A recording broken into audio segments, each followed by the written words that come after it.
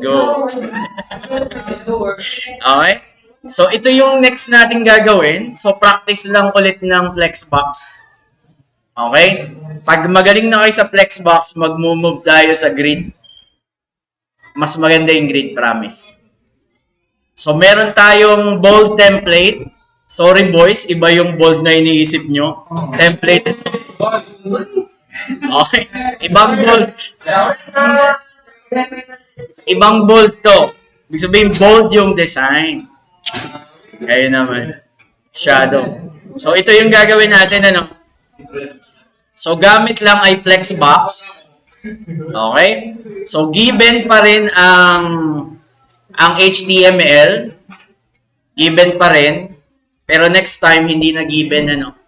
So, papaano mo i-interpret yung ito na gagamitin mo yung sarili mong HTML. Sa totoo, hindi naman siya ibibigay eh. Sa company, ang ibibigay lang sa'yo yung layout. Hindi ibibigay kung ano yung HTML tag. Dito kasi, napakadaming possibilities. Pwede kasing iba-iba tayo. So, kung iba-iba na tayo ng structure, iba-iba na tayo ng ID at saka CSS, ibang-iba na yung magiging result natin. Okay? So, for now, binibigay ko muna to. Pero sa laboratory nyo, malamang hindi siya given, di ba? Okay? Pero sa amin, given muna siya for the first two, lab. Naka-promo kami. Given muna yung first two design. So, kung mapapansin nyo lang, yung layout natin, merong certain HTML element na kakaiba na, which is forms. Text box. So, bago natin umpisang i-layout ito, ano ba yung matatagpuan mong forms? In terms ng HTML, ano yung mga available. So, yung code niyan is nandito lang siya nandun pa rin naman sa online tech yan. Okay, papakita ko lang yung forms, kung paano gumagawa ng forms. So, Sublime muna yung code natin, So, Sublime text lang muna dito sa side. Para makita nyo lang kung paano ginagawa yung text box. Kasi ito kasing design natin dito, text box yan. Sir, paano gumawa ng forms? So, ganito lang ang general rule. Kapag gusto mong gumawa ng forms sa HTML at saka sa CSS. So, kailangan mo lang ng form tag. Okay? Sir, ano yung action? Usually, PHP na yung magpa-process kung saan siya pupunta. Backend na kasi ito eh. So, ibig sabihin, meron kang gustong kunin na data sa user. Halimbawa, username, password, address ba niya, So, iba-ibang gusto mong makuha. The way na pwedeng may interaction sa user is gagamit ka ng form. So, again, maraming klaseng form. Pero ang general rule, kapag gagawa ka ng form, naka-enclose siya sa form tag. Okay? Sir, ano yung method? Kung familiar kayo sa database, ipopost ko yung data sa database. Kung may experience kayo ng PHP language, merong get, merong post. Ang get ay sa link, ang post ay sa forms. Okay? So, more on that pag nandun na tayo sa backend. So, ano yung una, sir? Ang una, kung i-compress ko lang muna to, is meron tayong text box na tinatawag. So, ang code mo lang is input type text.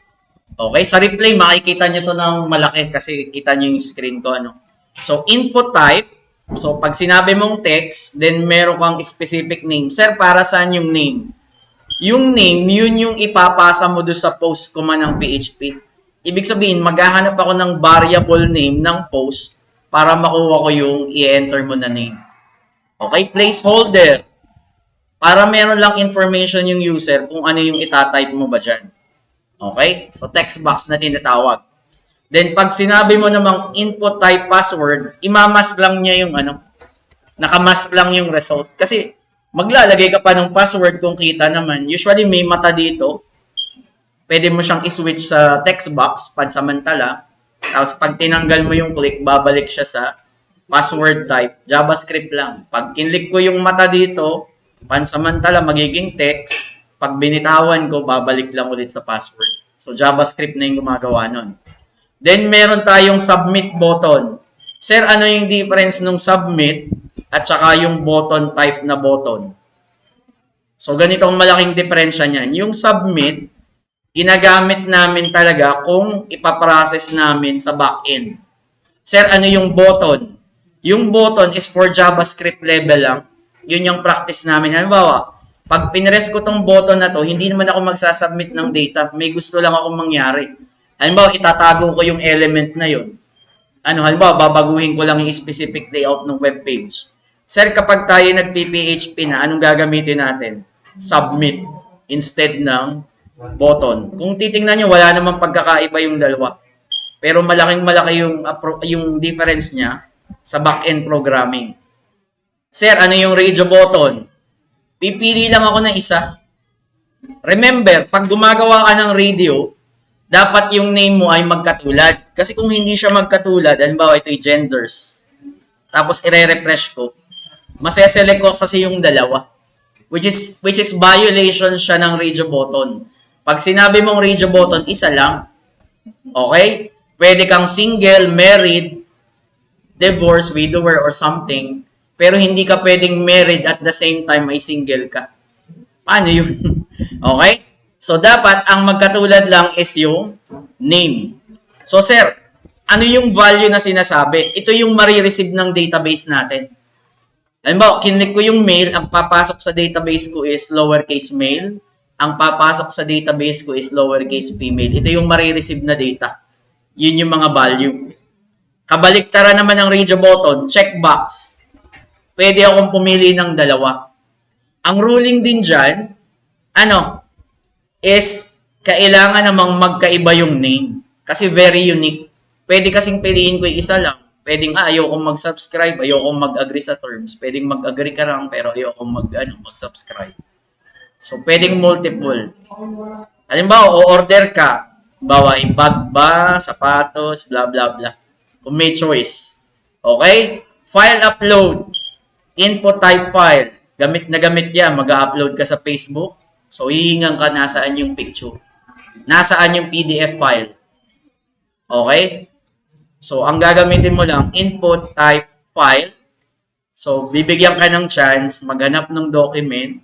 Halimbawa, ito i-upload ko siya. Kung ano man, bawal i-upload yun. Okay? Then, comment. Tinatawag na text area. Hindi na siya input type. Siya ay text area. So, pwede kang mag-type ng comment. Bawa ay, Dear Crush. Usually sa email, ganyan.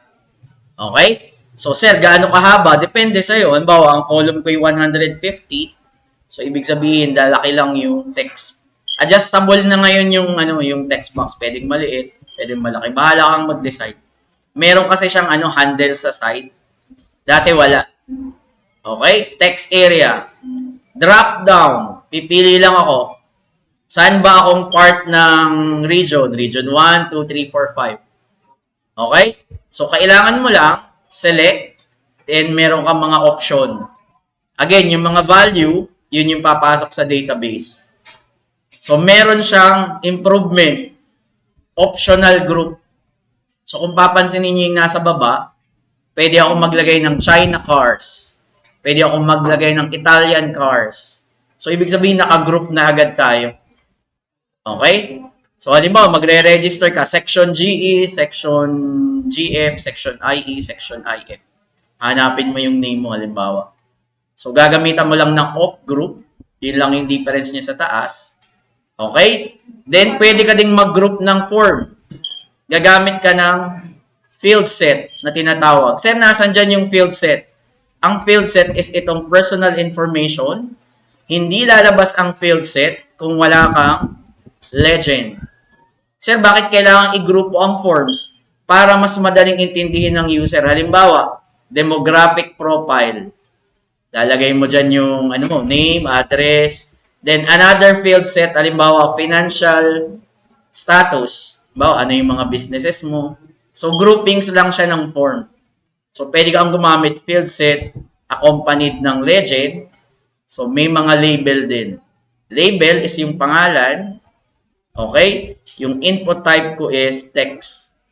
Na tinatawag. Sir, para saan yung for? So, ganito siya. For accessibility to. Halimbawa, ito. For name, makikita nyo dito is may ID name. So, ganito lang yan. Accessibility. Pag kinalik ko yung name, automatic na-highlight yung form. Pansinin nyo kapag ito'y babaguhin ko. Names. Yung names ko na 4, hindi nagmamatch dun sa ID.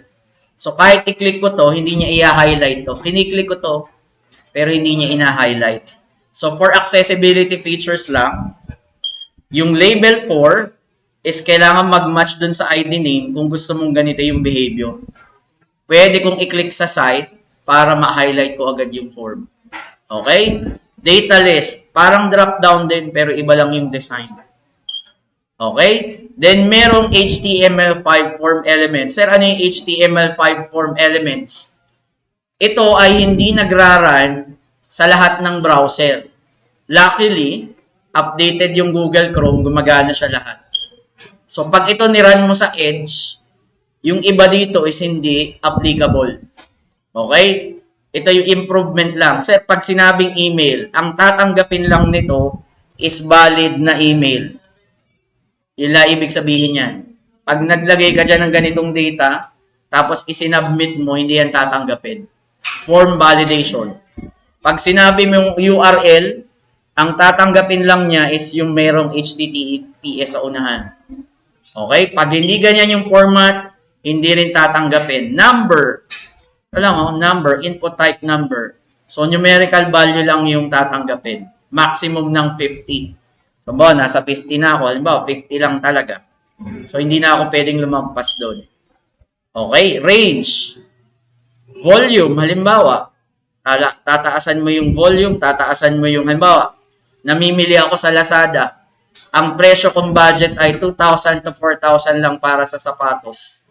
So, i-adjust mo lang yung range. Halimbawa, minimum. So, another range, maximum. So, sa year, ganun din. Then, date. Input type date. So, maglalagay ako ng birthday ko. So, pwede mo siyang i-search. Okay? So, color. Halimbawa, time lang. Hindi, oras lang to. Bibigyan ka lang niya ng it's either AM ba or PM. Color. Halimbawa, CSS triangle generator. So, pwede ako maggawa ng kunin ko yung specific color. Okay? So, pwedeng ganyan. Ayan, no? Sample. Pwede kang may sampling din dyan. Ito, sample ng color. So, yan yung color. Then, progress bar. Habang naglo-load yung webpage mo, ito, pinoprogram to sa JavaScript. Habang hindi naglo-load yung webpage mo, pag matagal, usually, bibigyan mo ng opportunity yung user kung ano bang nangyayari sa webpage. Baka isang oras na siyang naghihintay, naghang na pala. Okay? Para hindi mainip yung user, nakikita niya, ay, naglo-load lang. Kaya, pero matagal. Meron kasing webpage na walang progress bar. Naghihintay ako ng 30 minutes, yung pala wala na akong internet. So, pwede nating makita kung ano yung nagiging progress. Then, yung meter, the same din. Okay? So, usually, ginagawa to sa sa botohan. Halimbawa, marami ang boto ko. Halimbawa, 60% ng overall population bumoto sa akin. Then, halimbawa, meron pa ako isang meter. Halimbawa, Duterte. Halimbawa, Bredo. Siyempre, makaleni ako. So, 1% lang yung isa. Okay? So, kung may BBM dito, pasensya na, leni ako. Okay? So, ayan, pwedeng meter. Halimbawa, NATO. Halimbawa, junior, the third. So, pwedeng ganun yung meter. So, na-discuss ko lang kasi gagamit tayo ng text box. May text box kasi tayo dito sa design. So, ibig sabihin lang, nung layout na to, may capability mag-search dun sa website natin. Hindi ko alam kung saan mo siya ikakabit. Kakabit mo ba siya sa Google, sa Bing, sa Yahoo? Hindi ko alam kung sikat pa ang Yahoo. Na search engine. Okay? So, pwede sa ask.com. Pwedeng ikabit mo dun eh. Kung ayaw mong gumawa ng search engine mo. So, ito yung i-layout natin, So, game. So, gagamit lang tayo ng pure Flexbox. So, wala tayong gagamitin na float. So, makikita nyo ang daling mag-design ng Flexbox. So, set ilang section meron tayo. So, tingnan muna natin yung sectioning, Okay? So, tingnan muna natin yung section natin. So, meron akong header container, ang header container ko, kung titingnan natin yung CSS, is tatlo ang laman. Ang header container ko is from here hanggang dito sa may gray. Ito siya hanggang dyan. Ito yung aking header. Ito. Ito yung aking navigation. Malamang navigation to. Branding. Ito. Kasama yung laptop. Then meron tayong sliders. Ito. Sliders. Okay. Then meron tayong panel. Ito. 1, 2, 3. Portfolio. Very obvious. 1. Itong side na to. Div. Then recent posts. Meron din. Ito siya. Then under nung footer is meron tayong tatlo. Ito lang. 1, 2, 3. So, yun yung laman. Okay? Naka-list lang. Naka-LI. Footer panel, list 1, list 2, list 3. Recent post, LI, LI, LI, LI. Na may laman na H3. Ito yung H3, oh. Tapos ito yung paragraph. Yun yung paragraph. Okay? So, ganun lang yung layout. Sir, itong images na to, portfolio items. So, ang laman lang ng portfolio items is ULLI din, pero ang laman ng LI mo ay images. Portfolio 1, 2, 3. Siguro, tsaka na natin gawin itong part na to. Sabi lang kasi dito, pag nag-hover ako dito, may lalabas na ganitong design. May overlay. Halimbawa, nandito yung mouse ko, pwedeng mag-slide up itong cross brochure, tataas lang siya sa baba. O kaya, from here hanggang dito, depende sa'yo kung anong gusto mong mangyari. Pwedeng ano na lang siya, pwedeng mag-fade, fade in, fade out. So, CSS animation, itatry natin. Okay? Pero for now, so, ile-layout lang muna natin siya. Madalian. So, isa-isahin natin, ano. So, in terms ng CSS, sir, anong meron tayo? Wala. Comment lang at saka comment lang kung saan ilalagay yung ano. So, may wrapper. Sir, ano yung wrapper? Yung wrapper is naka-enclose lahat. Ibig sabihin, pagkatapos ng body ko, from here hanggang ilalim, ito, yun yung wrapper. Okay? Ibig sabihin, binalot ko lang siya sa wrapper. Okay? So, next. So, flexbox yung gagamitin natin. Unahin natin is yung, anong gusto nyo unahin?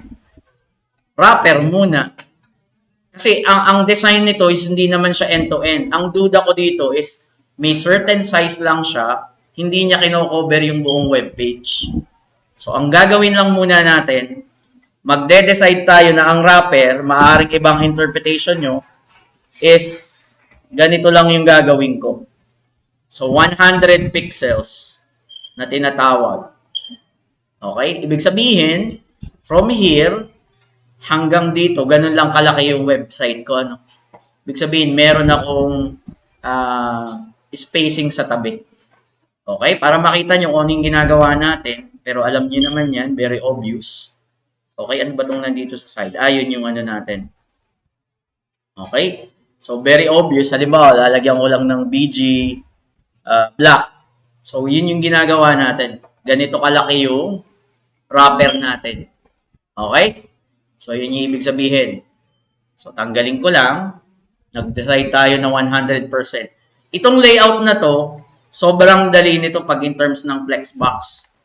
So, ano lang gagawin mo? I-flex mo lang, space between, i-align ko lang vertically ng center. Halos ganun lahat ng gagawin nating layout. I-display flex ko lang yung knob, bibigyan ko lang siya ng gap. Okay? So, basta madali ito. Mapapansin nyo, ulit-ulit lang yung code. So, unahin natin yung, in terms ng header container, is yung header mismo. So, again, ang rule ng flexbox is flex container, direct child ko ay flex item. So, kung ang gagawin ko sa header is ganito, so, header, so, pwede ko sabihin ito ay display flex. So, magkatabi na, no? So, horizontal alignment, justify, content, space, between. Maglalayo tayo, end-to-end. Okay? Horizontal alignment. Gusto mo naka-align vertically? So, align items is center. So, yan yung ating design. Yung nandun sa ibabaw. Okay? End to end. Okay? Hindi man ganun ang itsura, pero sabi ko, layout muna. Tatapusin muna natin yung layout. So, tapos na tayo sa header. So, navigation naman. Side by side. Navigation links. So, class na siya. Dot. Navigation links. Ulit-ulit na lang to pag may idea kayo ng Flexbox. Halos ulit-ulit lang. So, ito ay display flex. Bigyan mo na agad ng gap. 20 pixels. Okay? Sir, tapos na yung layout? Yes, yun na yung layout. Okay? So, tapos na tayo dun sa navigation. Branding. So, sir, alin lang naman ang i-layout natin dyan? Hindi ko na kailangang i-layout yung we design. Kasi, nandun na siya eh. Ang i-layout ko yung tatlong notebook sa ilalim. Okay? So, hanapin mo lang yung notebook. Ito siya. ULLI class notebooks. Okay? So, part siya ng branding. So, pwede ko sabihin notebooks. Gagawin ko tong flex container. So, ito ay display flex. Okay? So, side by side. Justify content. Isesentro ko lahat. Okay? Vertical alignment. So, align items. Isesentro ko din. So, ganun kadaling mag-layout pag Flexbox. Okay? So, pag sinabi kong justify, horizontal alignment, paano mo i-distribute yung space horizontally? So, isinentro lang natin kasi nasa gitna naman talaga eh. In terms ng vertical, sinabi ko siyang center. Ano pa yung mga So, pwede kasing ang sabihin mo dito is flex end. Nasa ilalim. Which is hindi naman yung layout na ganyan eh. In terms ng horizontal, naka-center. In terms ng vertical, naka-center din. So, yan na yung layout. Okay? Slider. Huwag ka nang lumayo sa slider. Parang ganun din. So, ito yung slider natin. Slider links. So, ito ay slider links. Display flex. So, horizontal alignment. So, isesentro ko na lang. Nasa sentro naman kasi sila lahat. Then, pwede ko sabihin, align items is center din. Slider, anong class natin? So, ito yung sliders. Okay, plural. So, yan siya. Sir, walang space. Walang problema. Bigyan mo siya ng gap. 30 pixels. Okay, layout lang muna. Huwag ma-excite i-design. Okay, panghuli natin gagawin yun. So, next, yung mga may Flexbox muna. Panel box. Panel box. So, ito yung panel. Ulit-ulit lang. Panel box. Okay, display flex. Ayan na, side by side. So, alam mo namang merong space eh. Pansamantala, lagyan mo na muna ng space. So, sir, anong alignment natin?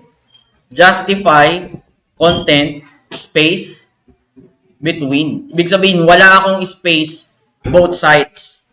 Okay? Sir, merong gap? Yes, hulahan mo na lang muna, tsaka ka na lang muna mag-adjust.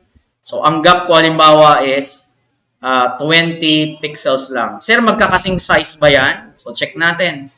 Magkakasing size ba sila? So, 320. Okay? 320, 320. Yun yung flexibility ng Flexbox. Hindi ako maglalagay ng specific with individually. Kung ano yung available space, paghahatian naming tatlo na meron akong gap na 20 pixels na space between. So, ang nasa-save nating effort dito is yung calculation. Remember, doon nag-flow tayo, 960 divided by 6. May mga ganun pa tayo eh. Tapos, pag nilagyan ko ng margin sa side, mag-a-adjust pa ako. So, ang Flexbox kasi, parang elastic. Elastic ba? Okay? Ang kinocompute natin is hindi yung width ng individual element, kundi yung available space na paghahatian natin. Medyo iba yung approach niya. Which is para sa akin, maganda yung approach. Okay? So, tapos na yung layout na nandun sa ilalim. Sir, punta tayo sa portfolio. Portfolio thumbnails LI. Okay? Portfolio thumbnails. Okay? So, ito ay display flex. So, sir, how about this? Okay? Sir, di ba may space sila? Okay, wala namang problema. So, sasabihin ko yung space. Bawa, justify content space between. Puro space between to yung layout natin. So, sir, meron akong space between na ganyan. So, yan na lang yung gagawin ko. Okay? Hindi ko sure kung ilan yung gap, pero equally distributed para sa amin. So, yun yung ibig ko sabihin. Sir, gusto ko, naka-align items din na center yan, although naka-centro na siya, no? So, gusto ko ang align items niyan is center din. Hindi nyo nakikita kasi magkakasing size sila eh. Pero the moment may malaking image, naka-center align pa rin sila. Okay, yan yung portfolio items. So, tapos na yung layout. Pansinin nyo, ulit-ulit lang tayo. Okay, recent post panel, kopyahin ko na nga lang para mabilis. C, Control C, recent post. So, paste ko na lang. Lalagyan ko na lang nung dot. Okay, so dot. Then, pwede ko sabihin, ulit lang ulit, display flex. Flex ng flex lang tayo. So, may space na ba siya? Wala. So, bigyan mo lang siya ng specific gap muna. Okay lang manghula ka. Tsaka mo na lang siya ayusin pag okay na yung layout. Okay, yan na yung ano. Then, yung footer sa baba. Last. Bago tayo mag-design. Yung footer sa baba, footer panel. Okay? So, Control C. So, ito yung footer panel. Okay? So, next. So, ulit lang ulit. Display flex. Sir, may problema tayo. Kasi, ang content nung stay connected is maiksi lang. Ang content nung about Boldem is mahaba. Tsaka yung sign up newsletter. Paano natin i-resize na magkakatulad lang sila? Okay? So, remember, pwede ako mag-set ng size ng bawat items. So, sasabihin ko, tayo lahat ay hati-hati sa Flex 1. So, sir, ano ibig sabihin ng Flex 1? Lahat kayo ay 1 unit ang size. Magkakasing laki kayo lahat. Sir, how about ginawa kong halimbawa, ginawa ko siyang 1,000,000, kung ilan man yan. May magbabago pa? Wala. Ibig sabihin lang natin, maghati-hati kayo sa 1 billion unit, kayong tatlo. Same. Okay? Pag sinabi mo halimbawang flex 0.5, may mangyayaring kakaiba? Wala. Kasi ang distribution natin, although 0.5 lang siya, hati-hati tayong 0.5 units sa available spacing. Ibig sabihin, equal sizing pa din. Okay? So, sir, ulitin ko. Bakit hindi magkakasing laki? Nagde-decide kasi ang Flexbox kung gaano kalaki yung content. Nagkataon kasi na ang content natin dito is magkakasing laki kasi magkakatulad eh. Tama ba? The moment, halimbawa, na meron kang blog post na umiksi, gagamit ka na rin ng Flex 1. Depende sa'yo kung anong gusto mong gawin. Pero nagkataon lang, yung layout natin is magkakasing laki yung content. Sa ngayon, hindi ko nalalagyan muna ng Flex 1. Pero dito, very obvious. So, ibabalik ko yung Flex. Flex 1 na lang. Huwag ka na maglagay ng malaking number. So, parang sinasabi mo lang dito, tayo ay tatlo, hati-hati tayo sa number 1 in terms ng sizing. So, yung ibig sabihin ng Flex 1. Okay, next. Stay connected. May nakikita pa ako. Footer, panel, social. So, ito siya. Control C. So, ito siya. So, ganun na lang gawin nyo kaysa i-type nyo. Gamitin nyo yung magic ng copy-paste. So, ito ay display flex. Okay? So, bigyan ko na agad ng gap. So, siguro 10 pixels. So, yan siya. So, kahit hindi ko na i-justify content, hindi ko na ma-distribute eh. Ang importante lang dito is yung vertical alignment. So, isa-center ko lang siya. Hindi nyo makikita yung effect kasi magkakasin laki siya. Sir, meron pa? Meron pa yung nandun sa ilalim. Copyright. Ito, itong dalawa. So, meron tayong copyright sa ilalim. Footer copyright. So, ito siya. So, ito ay footer, then meron akong copyright. So, ganun din. Display, flex, so justify content, space, between. Ibig sabihin, may space kasi sa pagitan namin. Okay? Kung gusto mo, sentro pa rin. So, align items. So, center. So, pansinin nyo, gaano kadaling mag-layout pag gumagamit ng Flexbox. Ito na yun eh. Okay? Ito na yan. Pinaliguan mo na yung web page. Kailangan mo ng make-upan. Dadagdagan mo ng CSS. Okay? Meron ka ng structure. Ano? Parang naghulma ka na ng clay. Alam mo na yung body proportion niya. May make-upan mo na siya. Okay? Parang si Rosmar lang. Dati HTML lang siya. Yumaman siya. Nagdagdag siya. Naging CSS. Parang si Sanderford. Talagang ultimate HTML siya before. Nilagyan natin siya ng CSS. Si Marlo against Sanford. Okay? So, yun yung ibig sabihin. So, nakikita mo na yung layout eh. So, ang next step mong gawin, dun ka palang magde-design. Yung iba kasi, ang ginagawa, ay, na-excite ako, ide-design ko na agad. Hindi ganun yung process. Tatagal ka. So, ang web page parang manufacturing line. Sa kotse, ang inaayos muna nila is yung kaha. Tapos, merong portion na i-weld nila. Pag naka-welding na, maglalagay halimbawa sila ng upuan. Hindi yung kawe-weld ko lang, dalhin mo na agad dun sa ano. So, merong production line. Sa web page, ang production line natin, lagyan mo ng structure, i-layout mo, at saka mo siya i-design. So, ganun lang kadali. Pag naiintindihan niyo yung process na yun, sobrang dali na. Kasi ito na yung layout. Parang may linaw na agad yung buhay. Oh. Kita mo na agad. Oh. Nagiging confident ka na kaya mo na siyang i-design. Kasi hindi na ako mag-iisip ng layout. Spacing na lang. Kung gagawin ko ba siyang white, gagawin ko ba siyang bold. Okay? So, ang i-design muna natin for 25 minutes kung alin yung aabutin. Yung main header. Okay? So, sir, anong matatagpuan ko sa main header? So, remember, kung uobserbahan mo siya, gagamit na ako ng pen. Okay? Kung uobserbahan mo siya, ang sabi ko kanina, ito yung header container natin. Tama? Meron siyang specific padding, left and right. Kung uobserbahan nyo lang ano. So, meron siyang specific padding. Sa taas ba, meron din? Meron din. Okay? So, ibig sabihin lang, kahit hindi actual yung ganyan yung kulay, so, sige, balik ako dun sa header container. So, nasa header container tayo, no? So, malamang wala akong ganyang settings. Okay? So, balik lang sa header. So, ito ay header, container. So, pwede ko sabihin, padding 30 pixels.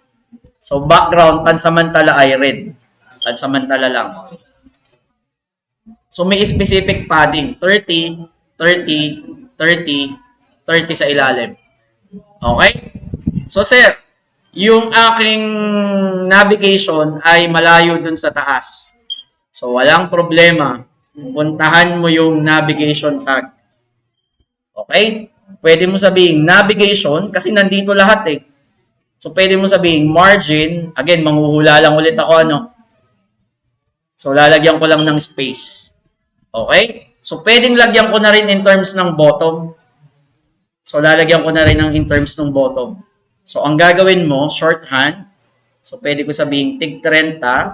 Gagawin ko ng 30. 0 and left and right. Okay? So, yan. Yan yung ibig sabihin.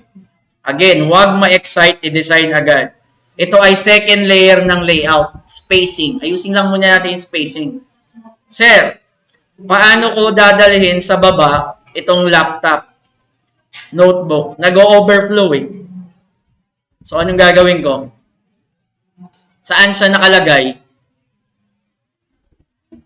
So, kung titingnan ko yung branding, yung mga notebook ko ay nakalagay sa notebooks. Lahat. Okay? So, pwede ko sabihin, margin, bottom, para obvious, makikita nyo, hahatakin ko siya pababa. Sobra. Sobra yung hatak. So, siguro 100. Okay? So, yan. Okay? Tapos, sir, masyadong close siya dun sa taas. Wala ding problema. So, kung meron kang margin bottom, sige, individual muna tayo. So, pwede ako may margin top na another 30 pixels. Okay? So, again, hindi sakto yung placement, aayusin na lang natin mamaya. Okay? Sir, yung slider natin is dumikit na kasi nga, nag-negative margin tayo. So, malamang may adjustment akong gagawin sa ID slider. So, pwede ko sabihin ID sliders. So, ito ay margin top. Lakihan nyo na agad para kita nyo na agad yung result. Very obvious. Okay? So, lagyan ko din sa ilalim.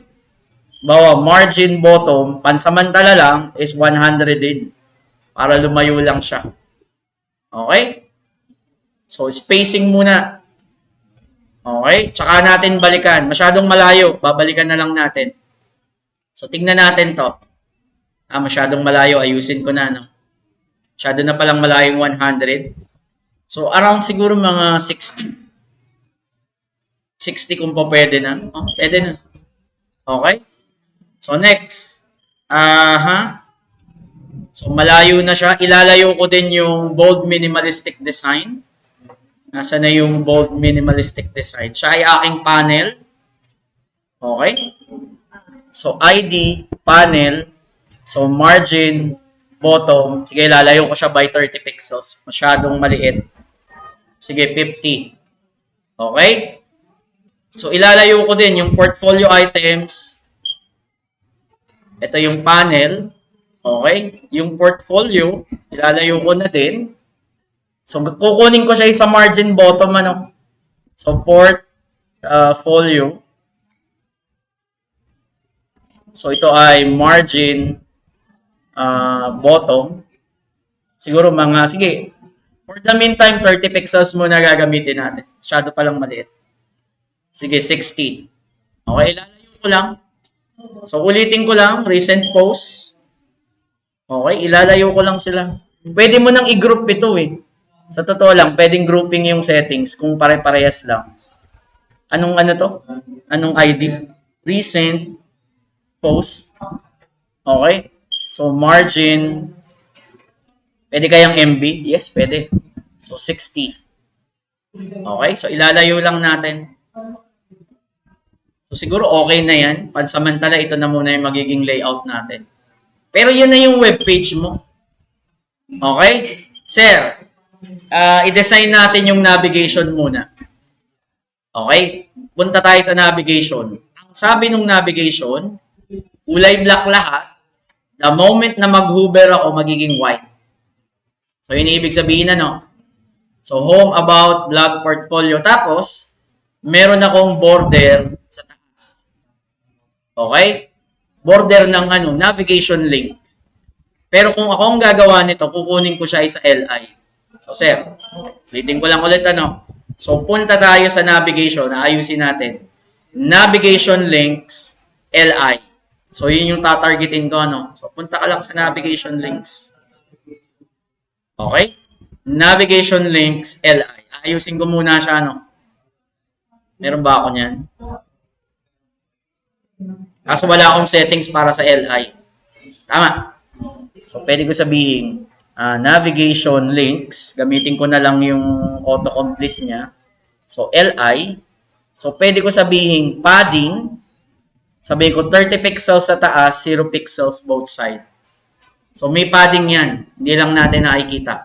The moment na gusto mo na siyang makita, pwede mo kasing ilagay dun sa ano eh, sa navigation yung border. I-try nga natin. Sample lang ito, ano? Border, 1 pix, solid red, wag red. Kulay red yung background. So, yan yung ibig sabihin. Ganun kalayo. Okay? So, halimbawa, border top lang. Masyado atang malayo yung ano ko. Yung anong tawag dito? Yung padding ko ng navigation links. So, siguro mga 20 lang. Okay? Ay, sorry.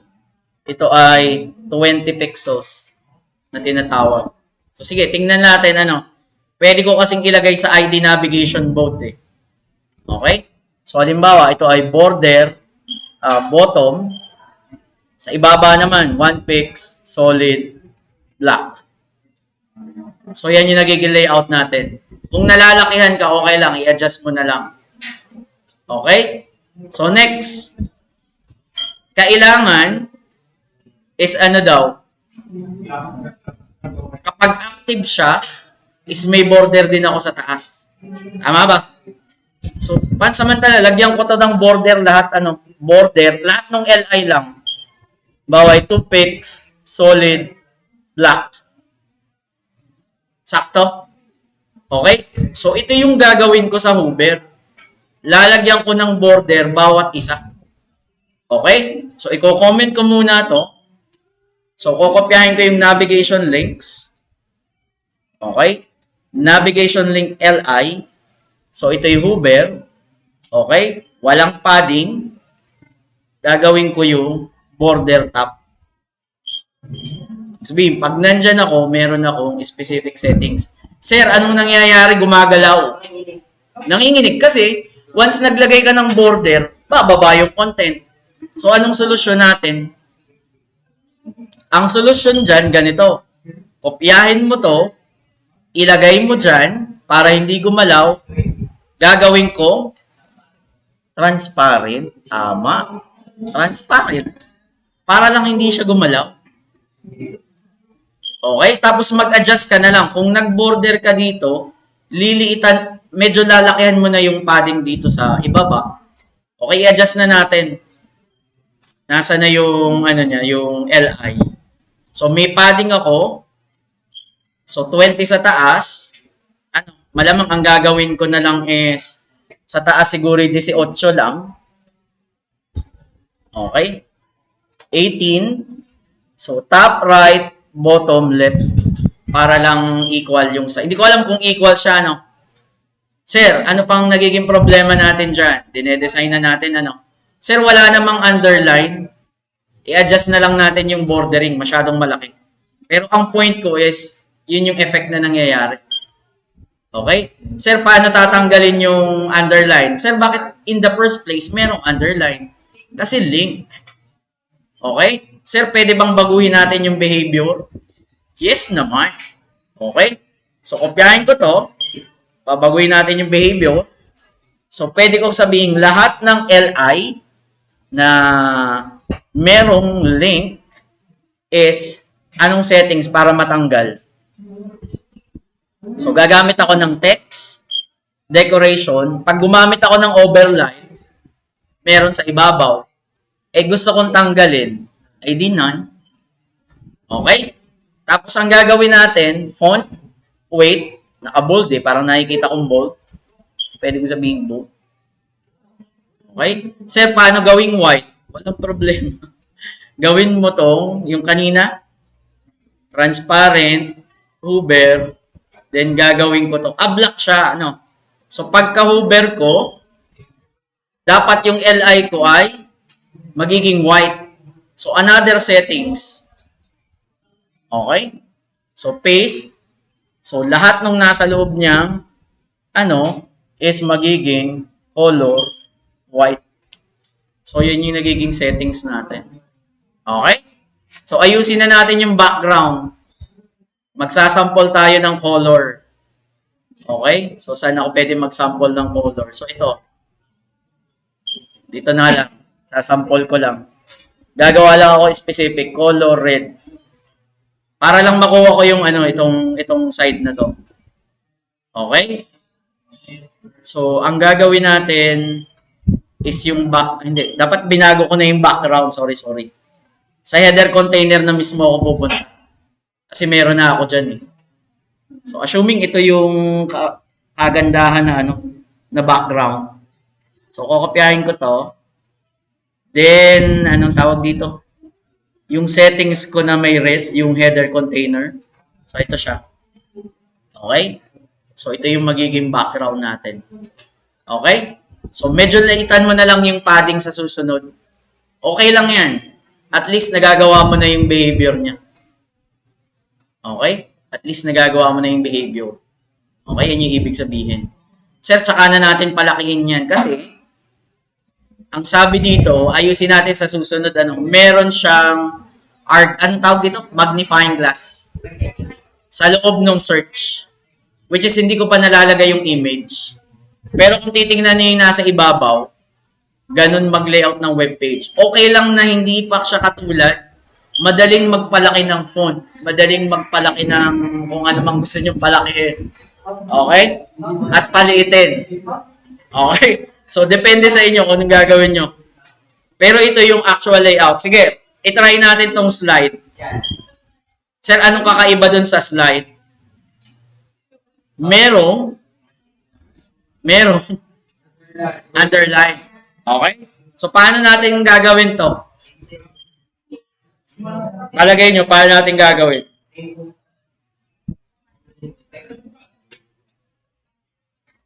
Pwede tayong gumamit ng after at saka before ulit.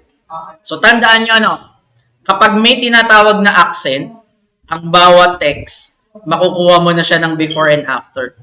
Before, kailangan gumawa pa kami ng image para dyan. Okay? Kailangan gumawa pa kami ng image para lang dyan, para masolusyonan. So, kukunin natin siya isa before and after. Okay? So, sir, sample. Sample lang ko kayo ng Kung magkakamali ako, edi sorry. Pag hindi, edi very good. Okay? So, palakihin na natin yung font nung slider natin. So, punta tayo sa slider. Okay? Nakikita nyo, ang dali-daling mag-design ng web pag naiintindihan yung concept. Okay? Huwag nyo i-memorize. Tindihin nyo lang yung concept. Hindi kayo maliligaw. Promise man. Mag-i-stick sa inyo to hanggang kamatayan. pag naiintindihan nyo yung concept ng Flexbox, babaunin nyo to hanggang hukay. Basta naiintindihan nyo Okay? So, slider. Gaano kalaki? Hindi ko alam gaano kalaki yung slider natin. Pero bibigyan ko na siya ng bigyan ko ng font size. For example, font size 20. Parang ganyan. 40. Laki. 30. 28. Tumawad pa eh. So, halimbawa 28. O masyadong malaki. Laki? 24. Ayan, kunwari 24. So, ganun din ulit. Slider links. Slider. Links. A. Okay, text. Decoration. None. Tsaka mo na baguhin yung kulay. None. Okay? So, ito ibig sabihin. Sliders. Sorry, plural. Okay? Sige, gawin ko ng font. Weight ay bold. So, halimbawa yan yung slider. Sir, paano ko lalagyan ng grayish color? Gawin ko na lang link kasi babaguhin ko yung kulay. So, ang link niya is, ang color niya is gagawin ko muna lahat is black. Color black, sliders, link. So, color black. Ba't hindi nagiging black? Kasi kinlik ko na ata. So, bigyan ko siya ng kapartner. Sliders, links, A, active. Hindi pa rin. Text decoration, none. Tingnan nyo nga, baka may mali lang ako. Sliders, links. Hindi nagiging black eh. Okay, font weight bold. Slider links. Ito siya. Nasa loob yung A. So, ito'y active. Okay. Dapat maging black. Ang nangyayari kasi is violet. Ibig sabihin, visited ko na siya. Sige, hindi ko siya babaguhin. Sige, another settings. So, Control C. Okay. So, gagawin ko na rin munang halimbawa is, kukompletuhin ko halimbawa is, Hoover. Lalagyan ko na lang. Tapos, yung isa is, visited ito, sorry. Hindi ito active. Remember, Labha. Visited. So, gagawin kong Hoover, then active. Yan, kulay black. Okay? Pag nag-hover ako, so pwede ko sabihin gray. Yan. Yan yung ibig sabihin. So pag magde-design ka ng link, remember, kapag kinlik mo na, dapat kumpleto siya. Ganito yung settings mo kapag hindi mo pa siya pinipindot. Pag pinindot mo na siya, pag naka-hover, malamang active din siya. So, iseset ko lang siya sa gray. So, yun ibig sabihin. So, sir, paano lalagyan ng underline? So, depende sa inyo. Alin lalagyan natin ng underline? Yung LI ba o yung A? Pwede kasing dalawa eh. Okay? So, try natin ilagay sa LI. Try natin ilagay sa LI ano? Sliders, links, LI. Okay? Anong gagawin ko dito? Position, relative. Sir, bakit relative? Relative yung position nung line depende sa slider links. Tama ba? Okay? Then gawa ka ng before and after. Depende sa'yo kung gusto mo yung after o kaya before. So, LI. So, pwede ko sabihin ito ay before. So, again, gagamitin natin yung ginawa natin before. Ang content nito ay wala. Okay? So, ito ay display, block, okay? Height. Sabihin kong mga 3 pixels. So, width. Sabihin kong mga 25 pixels. Kung saan siya makikita. Ano pang meron? Background. Sasabihin kong kulay, gray. Ayun siya sa ibabaw. Okay? So, sir, paano natin tatanggalin? So, ngayon, ide-design lang muna natin. Ibig sabihin, pag nag-hover ako, tsaka palang may underline. Pero tinitingnan lang muna natin kung saan natin siya pwedeng ilagay. So, sir, paano nga ulit i-position yan? Pwede kong sabihin, position, absolute. So, pwede ko sa bottom, i-zero out ko muna. Then, from the left, sasabihin ko 0.